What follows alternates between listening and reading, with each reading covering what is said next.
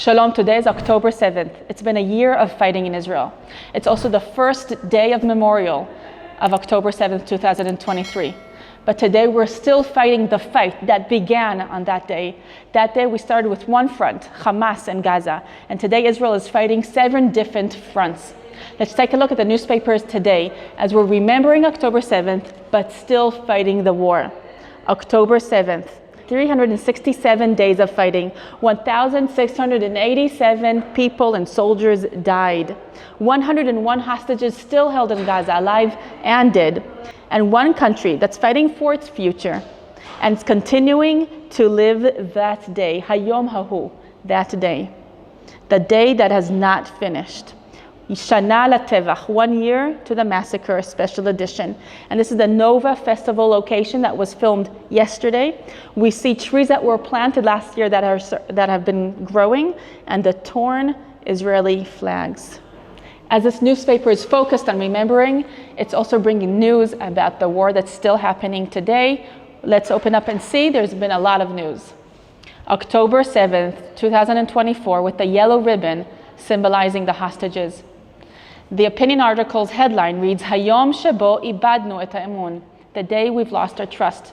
And the author is writing about the people of Israel, whether you were a victim of the atrocities of October 7th, or whether you were not a victim, a direct victim of October 7th, but you've been walking around with deep sorrow this year. She says, everybody has lost their trust. Some in the military, some in the government. It doesn't matter, but the trust has been lost forever. This is the first opinion article in the newspaper about our trust being lost. The cartoon is showing October 2023 on the calendar, and at October 7th, the rest of the calendar is cut off, meaning life has stopped for many, many families, I think as a nation, on October 7th, and it's the day that has been going on since. It's one day that's been continuing and ongoing. Yes, in light of here fire and red and black colors symbolizing the war. And I'm turning the page to read the next headline, reading Bashana Haba'a, the next year. He says the first year of the war ends today. Speeches will be held, cliches will be spread out, and nitzchonot, victories, will be promised. But we doubt that even one promise will come into fruition this year. This is a cynical and pessimistic article about our reality today. But what's interesting is the quote in red, and I'm going to point this out to you, between one command to another, sitting on kafeh bots. Kafeh bots is the black coffee. They call it kafeh bots. Bots means mud, so it looks like mud, so they call it kafeh bots. And amongst the guys, he's speaking about the miluim, the reserve soldiers. They can sit around together and speak harshly about the government and about her ordeals, but it will not hurt one little bit their readiness to fight and defend Israel. And he said the stranger may not understand this, and Nasrallah, for instance, did not understand this, but this is part of the strength and resilience the Israeli society has. I want to bring another key sentence from this article, which is this, that this war is a strange war because it has revealed our continuous dependence on the United States of America. He says, since 1956, the country of Israel was not so dependent on the USA as it is today. And in this big photograph here, we see the police station in Sderot on October 7th, a year ago. There was a heroic battle here.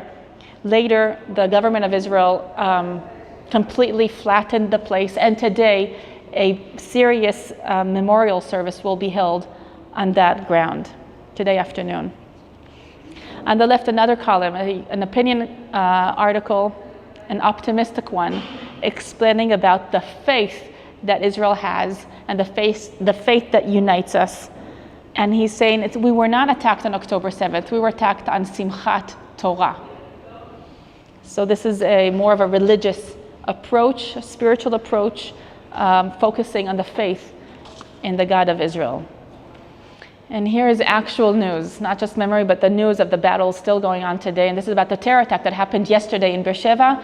HaMechabel, the terrorist, patach be'esh, he opened up in fire, and he shot Shira. Shira is this female soldier. She was an excellent fighter, lochemet mitztayenet.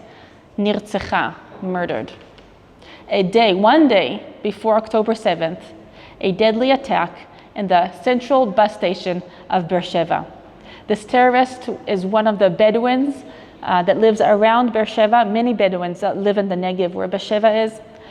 He had a gun with him, and he just opened up in fire in front of the McDonald's restaurant, as we see. 9 others have been injured. 2 of them are in a critical condition in the hospital. The terrorist was neutralized. He was killed by soldiers and security people right there. And Shira's commander said, "We've lost one of our best soldiers," while she risked her life. Down here is an update about the attack that was in Jaffa 5 days ago. And here's another name and face. His name is Victor Shimshon Green, that was killed by the terrorists in Jaffa. Quite a few were killed there, and he was from Italy. He came to the country, to Israel, 2 years ago.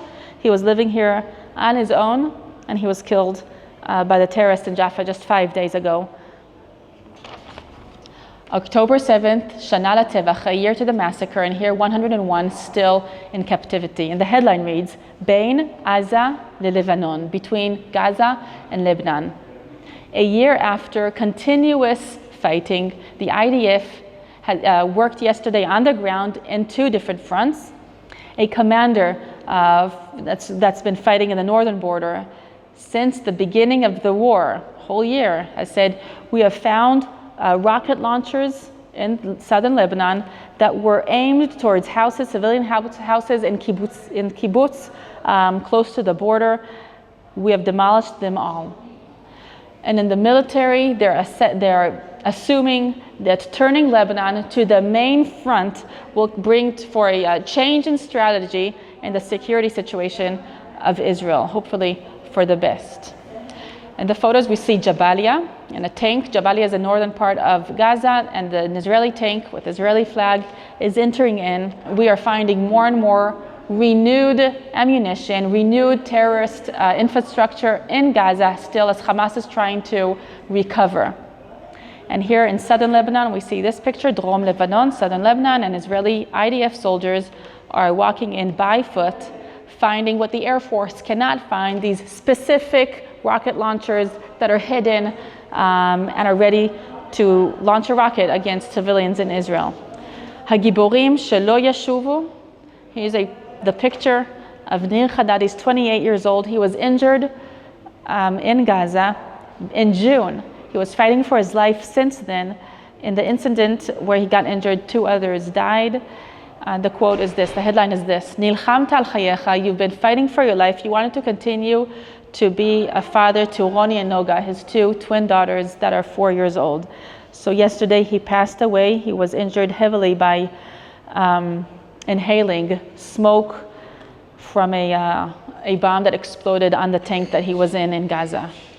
Oh, here, before we turn a page, here's the readiness of Iran. The skies have closed, they're saying, because Iran, or Tehran, is getting ready for an Israeli attack. They've even threatened, if Israel attacks us, we are ready to attack back. So Iran is very much ready. As we've been experiencing their attacks, we're ready to experience even more. Markinim rosh, bowing our heads. We see a funeral of one of the soldiers, and I'll read the sub-headline. Today, Israel will mark the heaviest disaster in Hebrew is ason, that has hit her since her 76 years of independence.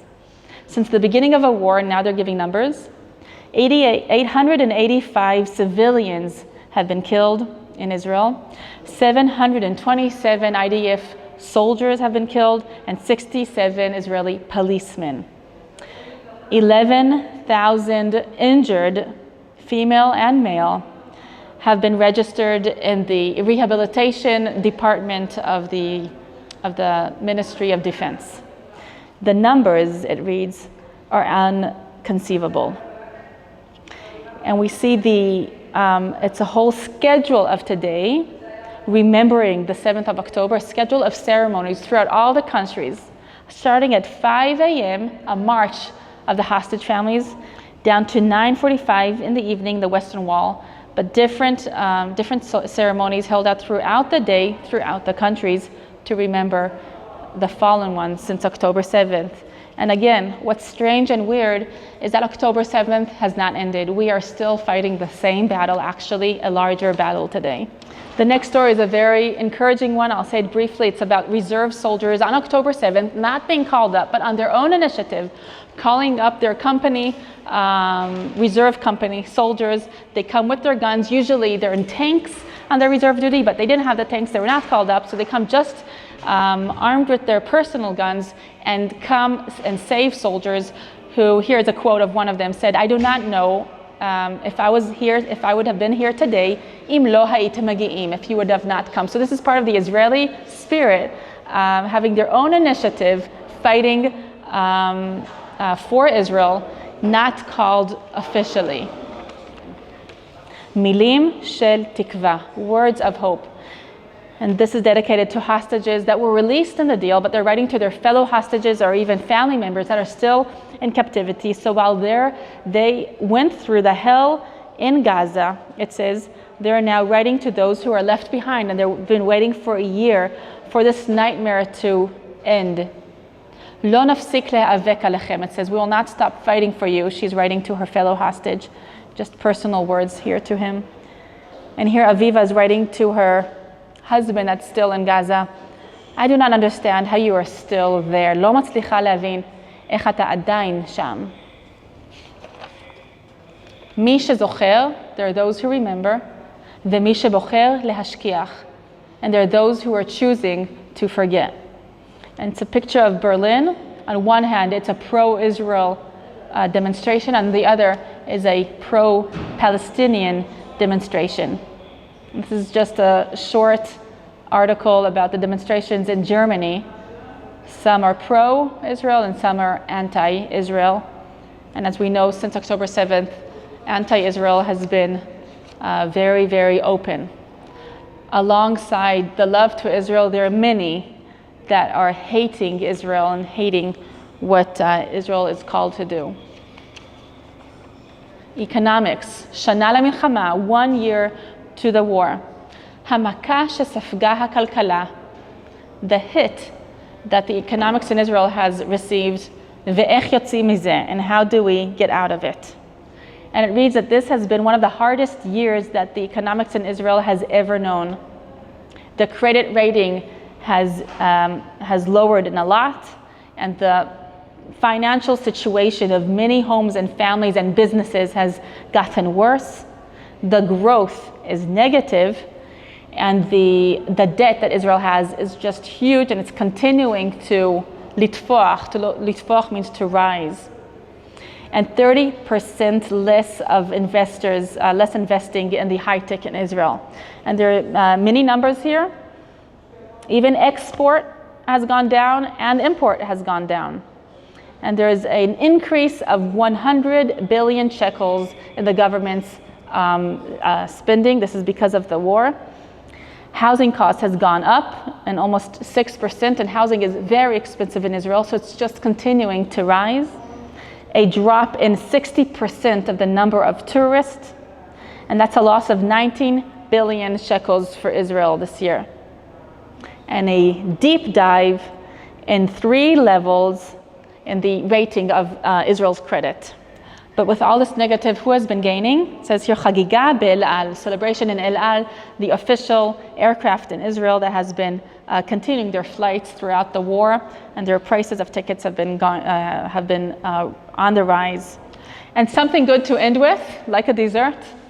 It's a special story about a soldier. His name is Niv Brenes from Kibbutz Nir Am. It's a kibbutz in the Gaza envelope that was hard hit on October 7th. Anyway, he was fighting on October 7th. He got severely injured. And throughout all the year, he's been in the hospital in recovery and rehabilitation and operations. But who has been operating on him? It's been a special doctor from the US who in his past served in the same Golani brigade that this soldier served in. He came all the way from the US as a gesture for this fighter. And last week, or it says this week, this soldier has gone through his last operation, and he's already thinking of returning to his unit to continue to fight and defend Israel. So This is common for Israeli soldiers to want to continue to fight and defend Israel, as they love the country so much, and doesn't matter what they think of the government, really. This is it for today, as we remember October 7th, and we continue to fight the war in Israel, the war of justice, really, good against evil. Throughout the year, we've been reading your comments, we've been receiving your prayers. We thank you for your support, for your encouragement and prayers, and please continue to share All Israel News with your friends and family. This is Rotem again for All Israel News.